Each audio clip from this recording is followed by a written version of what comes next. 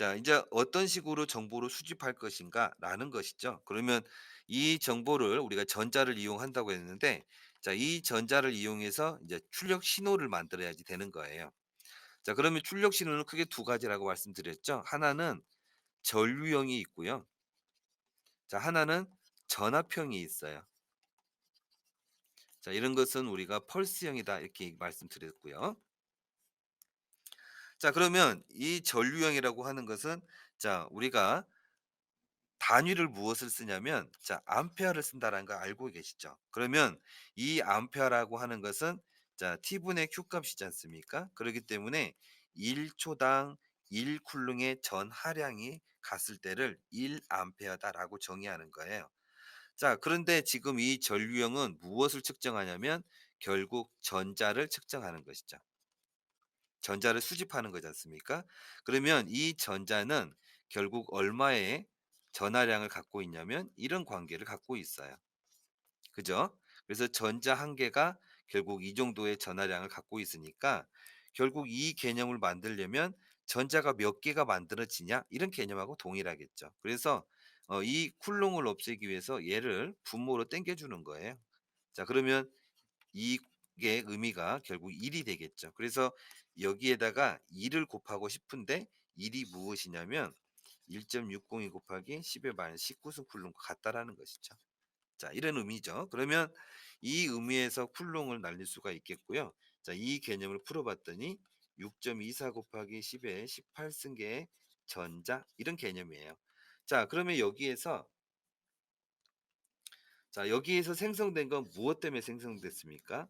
자, 바로 방사선 때문에 생겼죠. 그렇기 때문에 생성된 방사선은 전자의 개수와 동일하다라고 볼 수가 있겠죠. 자, 그러면 이 개념을 우리가 뭘로 바꿀 수 있을까요? 자, 방사선의 개수당 초로 바꿀 수가 있겠죠. 자, 그러면 이 개념은 초당 방출되는 방사선의 개수니까 방사능과 동일하겠죠. 그래서 자, 이런 개념은 베크레의 개념과 동일하다라고 볼 수가 있겠죠. 자, 그러면 이 과정을 다시 한번 풀어보면, 자, 6.24 곱하기 10의 18승계에 결국 방사선이 검출되었다. 이런 관계예요. 그래서 1암페어의 전류가 흘렀다라는 것은 이 정도의 방사선을 검출했다라는 개념이에요. 그런데 베크레의 단위이기 때문에 우리가 내용을 잘 모르겠죠. 자, 그러면 1큐리는 3.7 곱하기 10의 10승이지 않습니까? 자, 그러면 여기에다가 자, 똑같이 2를 곱하면 되는 거겠죠. 그래서 3.7 곱하기 10의 10승 베크레, 그다음에 1 큐리 뭐 이런 개념을 넣어 주시면 되겠죠. 그러면 베크레 없애버리고 10승 없애면 결국 8승만 남겠죠. 그러면 3.7을 그다음에 6.24만 나눠 주시면 되는 거죠. 자, 이거 나눴더니 얼마 나왔냐면 1.7 곱하기 10의 8승 큐리가 나온다는 거예요. 자, 그러면 자, 이 값은 자, 실제로 우리가 산업 또는 의료 분야에서 못 써요. 왜 그러냐면 이게 양이 너무 커서 방사선 작업 종사자의 선량 한도가 확 넘어가 버리죠. 그렇기 때문에 이 값은 쓸 수 없는 값이에요. 다시 말하면 자, 이 양을 측정해야지만 1암페어라고 하는 양이 나온다는 것이죠. 그렇기 때문에 실제로 보면 이런 양을 쓸 수가 없으니까 이 출력 신호 중에서 전류 형태에서는 1암페어라고 하는 측정 값을 절대 못 만든다라는 것이에요. 자, 그러면 자, 여기에서 다시 한번 가정을 두어서 자, 우리가 흔히 사용하고 있는 선원. 자, 이걸 뭐 예를 들면 17 큐리짜리 선원이다. 이 정도는 사용하고 있으니까요. 자, 이런 선원이라고 가정을 했을 때 자, 그러면 1 암페어일 때가 1.7 곱하기 10의 8승 큐리였지 않습니까?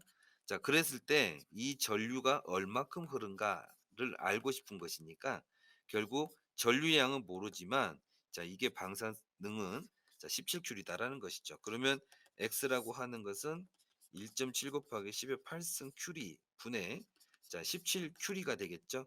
그다음에 암페어가 나오겠죠. 그러면 결국 이거 나눠버리면 얼마입니까? 10이 되겠죠. 자, 그러면 10 곱하기 10의 마이너스 8승 자, 큐리 값이 만들어지겠죠. 암페어 값이.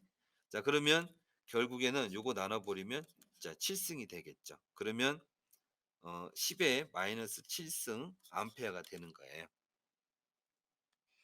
자, 이해되셨죠? 그래서 이 정도의 굉장히 작은 양이 도달한다라는 거예요. 그런데 이 개념은 하나도 손실 없이라는 개념이니까 실제상에서는 손실이 상당히 커지겠죠. 그래서 자, 실제 이 측정 값에서 보면 자, 이 여기서 흘러가는 이 전류형의 출력 신호는 결국 자, 이 수백 피코 암페어의 굉장히 자, 미소한 전류가 흐른다. 이런 개념을 여러분이 꼭 알아두셔야 되는 거예요. 자, 이해되셨죠? 그래서 전류형의 이 출력 신호는 수백 피코 암페어 정도이고 예, 미소 전류가 흐른다라는 개념을 머릿속에 잘 잡아 두셔야 됩니다. 자, 그러면 이런 개념에 의해서 자, 전류량이 극미량이에요. 굉장히 작다라는 거예요. 그런데 자, 들어오는 방사선의 양이 적다고 하면 미소 전류가 더 작아지겠죠. 그러면 이 방사선의 장이라든지 또는 이 방사선의 강도가 낮으면 측정을 못 하겠죠. 그렇기 때문에 이런 강도가 높은 환경에서 자, 이용할 수 있다라는 얘기도 나올 수가 있겠죠.